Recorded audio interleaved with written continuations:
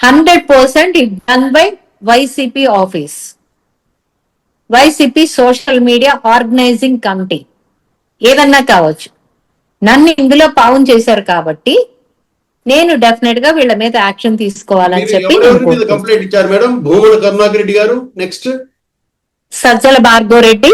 Okay, Sajjala Bhargav Reddy లేడు కదా ఇష్యూలో. ఇప్పుడు సోషల్ మీడియా ఇన్ఛార్జ్ కదండి. ఇప్పుడు లేడు కదా మేడం, ఉన్నాడా? ఇప్పుడు ఉన్నాడా లేదా నాకు తెలియదండి. అతని కనుసన్నల్లోనే ఇవన్నీ జరుగుతాయి, మాకు తెలుసది. ఓకే, కంప్లైంట్ ఇచ్చారు. ఇప్పుడు సోషల్ మీడియా కొత్తగా వేసుకున్నట్టు లేరు ఇంకా వాళ్ళు. కొత్తగా వేయినంత వరకు అతనే రన్ అవుతాడుగా. డెఫినెట్ గా అతను బాధ్యత వహించి తీరాల్సిందే. అంటే కంప్లైంట్ కు ఏ సెక్షన్స్ వర్తిస్తాయి మేడం? సెక్షన్స్ చూడాలండి. అది పోలీస్ వారు కూడా మరి దానికి తగ్గట్టు పీపీ గారితో మాట్లాడుకుని, అంటే ఇప్పుడు వీళ్ళు ఏంటంటే 41A నోటీస్ ఇచ్చేస్తారన్న ధైర్యంలో ఉన్నాయి కదండి ఇదంతా తీసుకుంటుంది. ఇదేంటంటే మెయిన్ నా పరువుతో ఆడుకున్నారు. సో దానికి తగ్గట్టు నేను వెళ్ళాలనుకుంటున్నానండి.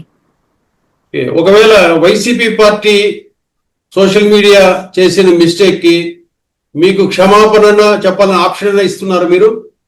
ఏం ఇవ్వనండి నేను. ఒకవేళ వైసీపీ పార్టీ ఆ సోషల్ మీడియా చేసిన మిస్టేక్ కి మేము క్షమాపణ కోరుతున్నాం అంటుంది అనుకోండి, యాక్సెప్ట్ చేయరా? ఇవ్వనండి, ఇవ్వను. నేను కన్సిడర్ చేయను. ఇది ఫస్ట్ టైం కాదండి కన్సిడర్ చేయడానికి. This is not a first time. మా తల్లి గారికి 75 ఏళ్ళు, మా తండ్రి గారు చనిపోయి 5 ఏళ్ళు. ఆయన తెనాల్లో ఒక కింగ్ లాగా బతికాడు, ఒక లేబర్ లీడర్, ఒక పొలిటీషియన్. మా తండ్రి గారిని, చనిపోయిన నా తండ్రి గారిని, అమెరికాలో ఉంటున్న నా కొడుకుని, ముగ్గురిని నన్ను ఇవి కూడా లేకుండా మాట్లాడారండి.